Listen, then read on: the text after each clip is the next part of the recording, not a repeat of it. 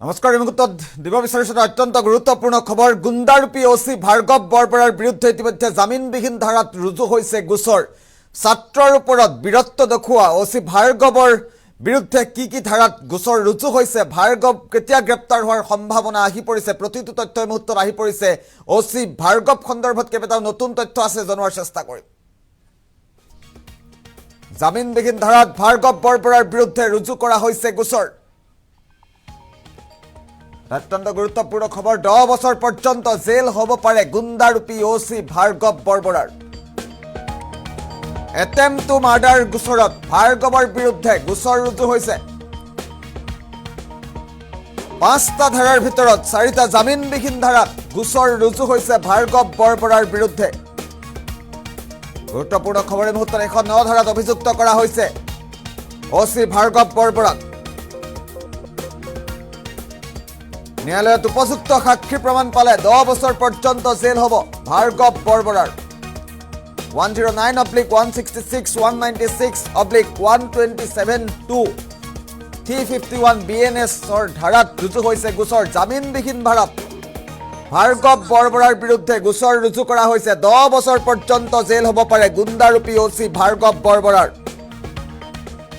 যদিহে উপযুক্ত প্ৰমাণ লাভ কৰে ন্যায়ালয়ে, 10 বছৰ পৰ্যন্ত জেল হ'ব পাৰে ভাৰ্গৱ বৰবৰাৰ। 5টা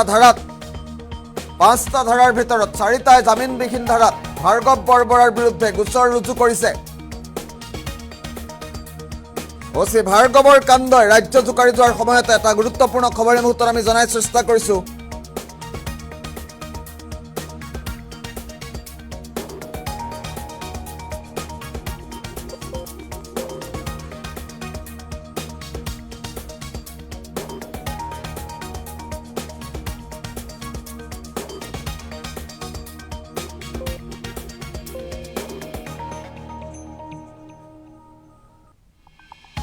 গুণ্ডাৰূপী অচি ভাৰ্গৱ বৰবৰা সন্দৰ্ভত নতুন খবৰ এই মুহূৰ্তত। কেইবাটাও জামিনবিহীন ধাৰাত ভাৰ্গৱ বৰবৰাৰ বিৰুদ্ধে গোচৰ ৰুজু কৰা হৈছে। আমি গোচৰ নম্বৰ কেইটা এই মুহূৰ্তত জনোৱাৰ চেষ্টা কৰিছো। 109/166/196/127(2)/351 BNS ধাৰাত ভাৰতীয় ন্যায় সংহিতাৰ এইসমূহ নম্বৰত ৰুজু কৰা হৈছে ভাৰ্গৱ বৰবৰাৰ বিৰুদ্ধে গোচৰ। যদিহে ন্যায়ালয়ে উপযুক্ত তথ্য প্ৰমাণ লাভ কৰে, 10 বছৰ পৰ্যন্ত জেল হ'ব পাৰে ভাৰ্গৱ বৰবৰাৰ। জামিনবিহীন ধাৰাত ইতিমধ্যে ভাৰ্গৱ বৰবৰাৰ বিৰুদ্ধে গোচৰ ৰুজু কৰা হৈছে। আমি পুনৰবাৰ ফুল প্লেটত জনোৱাৰ চেষ্টা কৰিম। 5টা ধাৰাৰ ভিতৰত 4টাই জামিনবিহীন ধাৰাত গোচৰ ৰুজু কৰা হৈছে ভাৰ্গৱ বৰবৰাৰ বিৰুদ্ধে। জামিনবিহীন ধাৰাত গুণ্ডাৰূপী অচি ভাৰ্গৱ বৰবৰাৰ বিৰুদ্ধে ৰুজু কৰা হৈছে গোচৰ। 10 বছৰ পৰ্যন্ত জেল হ'ব পাৰে গুণ্ডাৰূপী অচি ভাৰ্গৱ বৰবৰাৰ।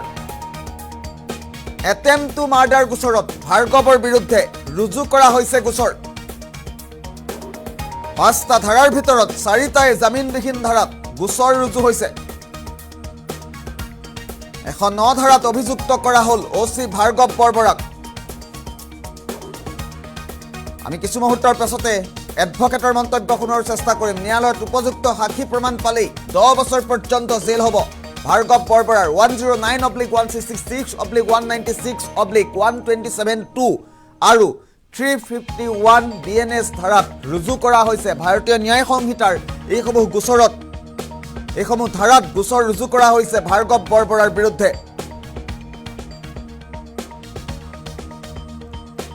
আৰু ভাৰ্গৱ বৰবৰাৰ এই গোচৰ সন্দৰ্ভত এই মুহূৰ্তত অধিবক্তাৰ মন্তব্য আহি পৰিছে। আমি পোনে অধিবক্তাৰ মন্তব্য শুনাৰ চেষ্টা কৰিম।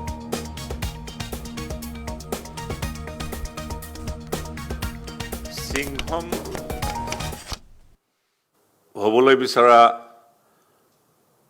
পুলিচসকলে এটা কথা জানিব লাগে যে সিংহম চিনেমাতহে প্ৰযোজ্য, বাস্তৱত কেতিয়াও সেয়া বাস্তৱায়িত হ'ব নালাগে। যি তেওঁক টানি ধৰি লৈ আনিলে wrongful restraintটো বৰ্তমান BNSৰ 126(2) উপধাৰাত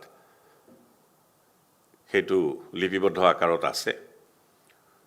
সেইটো এটা বেইলেবল অফেন্স, কিন্তু কগনিজেবল অফেন্স, পুলিচে কেছ ল'ব পাৰে। আৰু তেওঁ চৰ ঘোচা মাৰিলে নিশ্চয় তেওঁ আঘাতপ্ৰাপ্ত হৈছে, চিম্পল ইঞ্জুৰি হ'ব পাৰে। তেতিয়া আগৰ 323 IPCৰ জেগাত বৰ্তমান 152(2) উপধাৰাৰ BNSৰ ধাৰা সংযোজন হৈ সৰ্বপ্ৰথমে গোচৰ ৰুজু হ'ব লাগিছিল, কাৰণ তেওঁ এটা ক্ৰিমিনেল অফেন্স কৰিছে। এইটো ঠিক যে ভাৰতবৰ্ষৰ যি বিচাৰ ব্যৱস্থা, তাত ডিপাৰ্টমেণ্টেল প্ৰচিডিং আৰু criminal prosecution they can run hand in hand together. খালি ডিপাৰ্টমেণ্টেল প্ৰচিডিঙৰ ক্ষেত্ৰত preponderance of probabilities, standard of proof আৰু বিয়ণ্ড ৰিজনেবল ডাউট ক্ৰিমিনেল প্ৰচিকিউশ্যনৰ ক্ষেত্ৰত মই ভাবোঁ যে এই ঘটনাটো আমাৰ কাৰণে আমাৰ নাগৰিকৰ কাৰণে এটা অশনি সংকেত, সকলোৰে কাৰণে। আৰক্ষীৰ নিজৰ ক্ষমতাৰ অপপ্ৰয়োগৰ ই এটা জ্বলন্ত উদাহৰণ।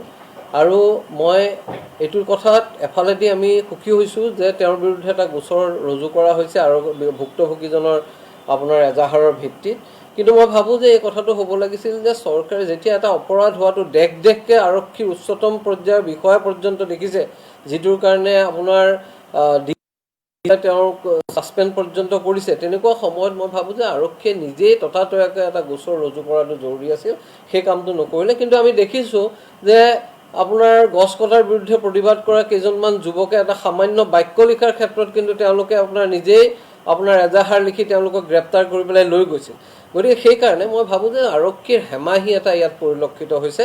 ঘটিল ভাৰ্গৱ বৰবৰা নামৰ আৰক্ষী বিষয়াজনে ঘটালে। এই গোটেই ঘটনাটোক আমি এটা বিক্ষিপ্ত ঘটনাৰূপে চালে নহ'ব।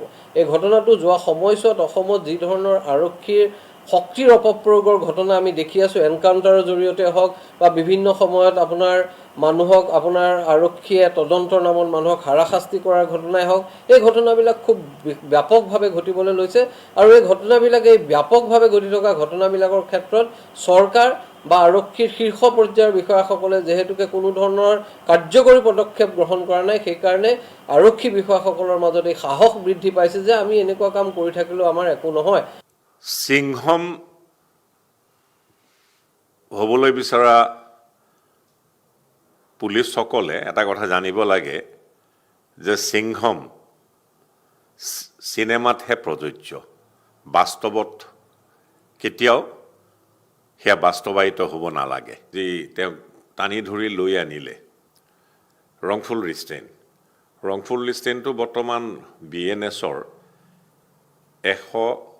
126(2) উপধাৰাত সেইটো লিপিবদ্ধ আকাৰত আছে। সেইটো এটা বেইলেবল অফেন্স, কিন্তু কগনিজেবল অফেন্স, পুলিচে কেছ ল'ব পাৰে। আৰু তেওঁ চৰ ঘোচা মাৰিলে নিশ্চয় তেওঁ আঘাতপ্ৰাপ্ত হৈছে, চিম্পল ইঞ্জুৰি হ'ব পাৰে। তেতিয়া আগৰ 323 IPCৰ জেগাত বৰ্তমান 152(2) উপধাৰাৰ BNSৰ ধাৰা সংযোজন হৈ সৰ্বপ্ৰথমে গোচৰ ৰুজু হ'ব লাগিছিল, কাৰণ তেওঁ এটা ক্ৰিমিনেল অফেন্স কৰিছে।